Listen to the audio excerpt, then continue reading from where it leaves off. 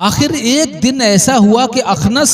نام کا ایک سردار مکہ، ایک ابو سفیان اور ایک ابو جہل، یہ تینوں لوگ جمع ہو کر کے رات کے وقت میں انہوں نے مشورہ کیا کہ چلو آج سنتے ہیں آخر محمد جس کلام کو پڑھتے ہیں اس کا مطلب کیا ہے، اس کا مقصد کیا ہے، چلیے آج ہم سن کے دیکھتے ہیں۔ رسول اللہ صلی اللہ تعالیٰ علیہ وسلم کی عادت کریمہ تھی کہ جب آپ نماز پڑھتے تھے رات کے وقت میں تو آپ بلند آواز سے تلاوت قرآن کریم کرتے تھے۔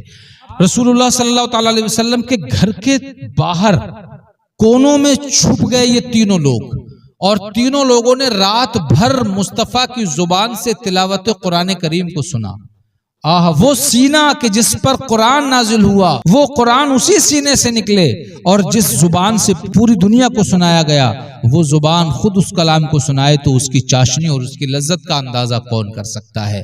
ابو جہل، اخنس، ابو سفیان، تینوں لوگوں نے رات بھر تلاوت قرآن کریم کو سنا۔ جب صبح ہونے لگی تو یہ لوگ منہ چھپا کر کے چھپتے چھپتے نکلے وہاں سے کہ کہیں کوئی ہمیں دیکھ نہ لے، اگر لوگوں نے دیکھ لیا تو ہمارے قرآن سننے کی وجہ سے لوگ جا کر کے مسلمان ہو جائیں گے۔ آخر تینوں دن میں سر جوڑ کے بیٹھے کہ رات ہم نے یار بہت غلط کیا کہ رات ہم قرآن سننے چلے گئے، اگر کسی نے ہمیں دیکھ لیا ہوتا تو ہمیں دیکھ کر کے وہ مسلمان ہو جاتا۔ لیکن شام ہوتے ہوتے رات جو ان تینوں لوگوں نے قرآن کریم کو سنا تھا نا، شام ہوتے ہوتے قرآن کریم کی برکتوں کے وہ جذبات ان کی سماعتوں میں جوش بھرنے لگے،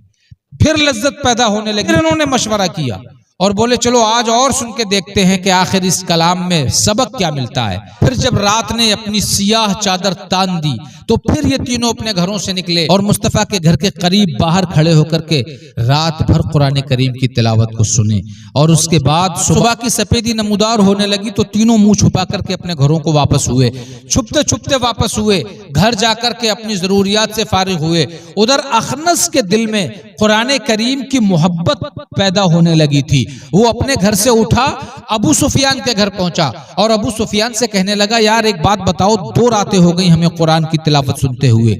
تمہیں کیسا لگا یہ کلام، تم نے کیا سمجھا؟ تو ابو سفیان نے کہا کہ یار کلام تو میں نے بہتر پایا، اس کی کوئی نظیر کوئی مثال نہیں ملتی، اس کلام کا کوئی جواب نہیں، جو میں سمجھ سکا وہ باتیں تو بہت اچھی تھیں اور کچھ ایسی باتیں تھیں جو میری سمجھ میں نہیں آئیں، لیکن آؤ ہم دونوں مل کر ابو جہل کے پاس چلتے ہیں اور اس سے پوچھتے ہیں کہ تمہیں کیسا محسوس ہوا۔ اب یہ دونوں مل کر کے ابو جہل کے پاس آتے ہیں اور کہتے ہیں بھئی ہم 2 راتوں سے محمد کی زبان سے کلام الہی سن رہے ہیں، یہ بتاؤ تمہیں کیسا لگا؟ اب ابو جہل کی زبان سنیے، ابو جہل کی بولی سنیے۔ بولے مجھے تو ایسی کوئی خاص بات نہیں لگی جس بات کو سن کر کے تم میرے پاس آئے ہو، لیکن سنو میں نے ایک بات ضرور سوچی ہے، وہ یہ کہ قریش کی جس شاخ سے محمد ہیں یہ بنو عبد مناف والی شاخ ہے، اور ہمیشہ ان لوگوں نے غریبوں کی ضرورت کا خیال رکھا ہے تو ہم نے بھی خیال رکھا ہے، انہوں نے حجاج کی خدمت کی ہے تو ہم بھی اس میں پیچھے نہیں رہے ہیں،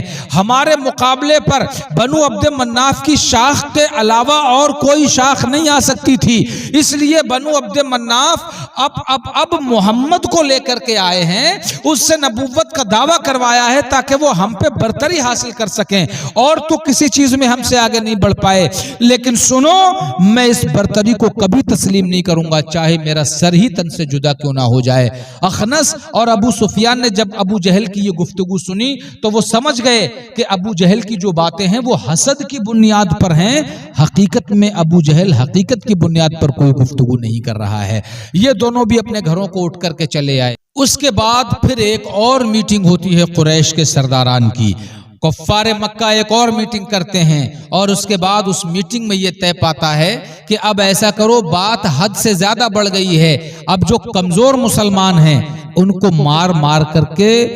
اب ان کے پرانے دین میں واپس لے کر کے آؤ، کیونکہ جب ان کی پٹائی ہوتی دیکھیں گے تو جو طاقتور ہیں وہ بھی سوچنے پہ مجبور ہو جائیں گے، لہٰذا اب انہوں نے جو کمزور مسلمان تھے ان کو ٹارگیٹ کرنا شروع کیا، ان کو مارنا شروع کیا، جہاں بھی انہیں کوئی کمزور مسلمان مل جاتا تھا اسے مار مار کے اس کی حالت خراب کر دیتے تھے۔ اس دوران کچھ لوگ ایسے بھی تھے کہ جو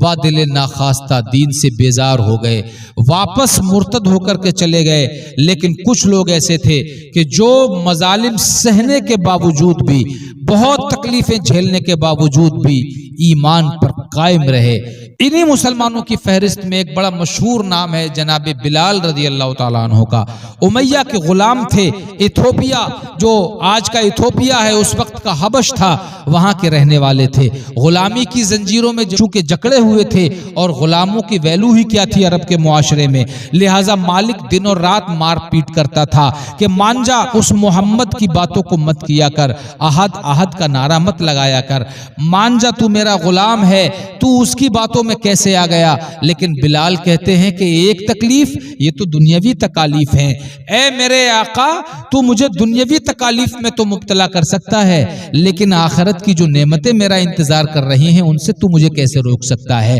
حد یہ ہو گئی کہ ایک دن امیہ نے بلال کو مکہ کی وہ 50 ڈگری کی گرم سلوں پر لا کر کے لٹا دیا۔